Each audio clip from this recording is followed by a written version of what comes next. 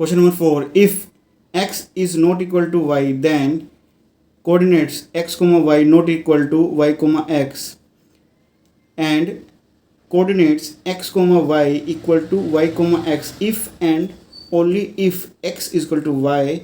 Is this claim true? आपके पास इस question में दो क्वेश्चन पूछे गए हैं. फर्स्ट पार्ट है if x is not equal to y then coordinates x comma y not equal to y comma x. Second question आपके पास है x comma y equal to y comma x if and only if x equal to y. आपके पास एक question में दो question पूछे गए हैं. फिर आपने बताना है कि is this claim is true. आपने आंसर बताना है कि ये ट्रू है या नहीं. सबसे पहले इस फर्स्ट पार्ट को देखते हैं. क्वेश्चन आपके पास कहता है कि if x is not equal to y then coordinates x y not equal to y x. कुछ हम पॉइंट ले लेते हैं, फिर उसको ड्रॉ करेंगे ग्राफ के ऊपर, फिर हम अपना मेन आंसर लिखेंगे. अगर दोनों इक्वल नहीं है तो मैं x की वैल्यू ले लेता हूँ. इफ़ x की वैल्यू मैं ले लेता हूँ 1 तो y की वैल्यू मैं ले लेता हूँ 2. तो मैं कोऑर्डिनेट्स जो बनेंगे मेरे पास हो जाएंगे 1, 2 not equal to 2, 1. If x की वैल्यू मैं ले लेता हूँ 2, y की वैल्यू मैं ले लेता हूँ 3. दोनों अलग अलग हैं, इसमें भी दोनों अलग अलग थी. तो जो कोऑर्डिनेट्स बनेंगे मेरे पास हो जाएंगे 2, 3 नॉट इक्वल टू 3, 2. ऐसे ही मैं सेकंड पार्ट को ले लेता हूँ. सेकंड पार्ट आपके पास क्या है if and only if x equal to y है देन कोऑर्डिनेट्स आपके पास हैं x, y और y, x आपके पास इक्वल है. अगर मैं पॉइंट्स ले लेता हूँ उनके, अगर मैं x की वैल्यू 1 ले लेता हूँ तो y की वैल्यू भी मेरे पास हो जाएगी 1. तो मेरे पास कोऑर्डिनेट्स बन जाएंगे 1, 1 इक्वल टू 1, 1.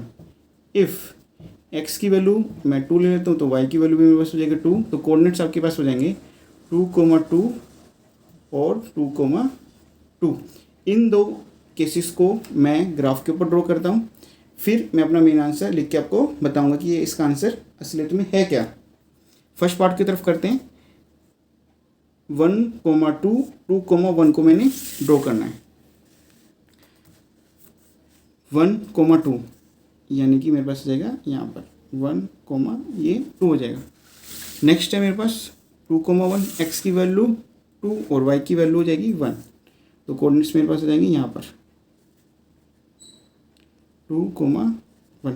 तो आपने साफ साफ देखा है कि दोनों मेरे पास पॉइंट्स जो हैं अलग अलग आ रहे हैं. ऐसे हम सेकंड केस में कर लेंगे. तो इसमें भी पॉइंट आपके डिस्टिंक्ट थे, इसमें भी पॉइंट आपके डिस्टिंक्ट हो जाएंगे. तो 2, 3 x की वैल्यू 2, y की वैल्यू 3. तो यह मेरे पास हो जाएगा 2, 3. नेक्स्ट 3, 2, 3, 2. तो ये मेरे पास पॉइंट आ जाएगा यहाँ पर 3, 2. तो पॉइंट मेरे पास आ जाएगा यहाँ पर 3, 2. x की वैल्यू 3 और y की वैल्यू मेरे पास है 2. तो आपने साफ साफ देखा कि ये जो पॉइंट्स हैं वो आपस में इक्वल नहीं है, दोनों के दोनों आपके पास डिस्टिंक्ट हैं. नेक्स्ट चलते हैं हम 1, 1, 1, यानी कि जो मेरे पॉइंट हैं वह कोइंसाइड कर रहे हैं. 1, 1 आपके पास यहाँ पर आ जाएगा और 2, 2 और 2, 2 आपके पास आ जाएगा यहाँ पर. तो आपने देखा कि ये पॉइंट आपके पास क्या है 1, 1, 2, 2 ये कोइंसाइड हो रहे हैं. यानी कि इस पॉइंट के ऊपर भी दो पॉइंट हैं, इस पॉइंट के ऊपर भी दो पॉइंट हैं. ये दोनों आपस में इक्वल हैं, ये दोनों आपस में इक्वल हैं. तो हमारा आंसर हो जाएगा yes this claim is true.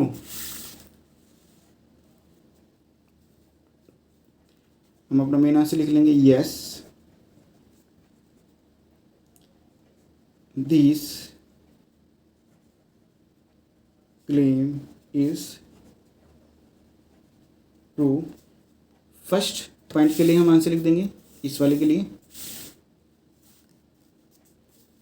x is not equal to y means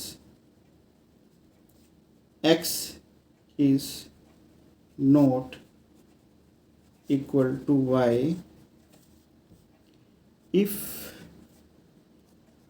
they are different number like x is equal to 1 and y is equal to 2, then the point 1 comma 2 is not the same location as 2,1। ये तो कि first part का answer. फिर हमें second part का answer लिखना है। Second part आपके पास है कोऑर्डिनेट्स x, y इक्वल है आपके पास coordinates y, x if and only if x is equal to y। Means हमने वैल्यू को फ्लिप कर दिया है, तो जो लोकेशन आ रही थी दोनों की एक ही पॉइंट पे आ रही थी। Means the only way flipping the numbers gives you the exact same dot on the graph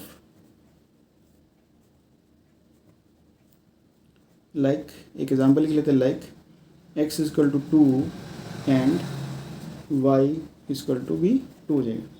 यही है आपका मेन आंसर।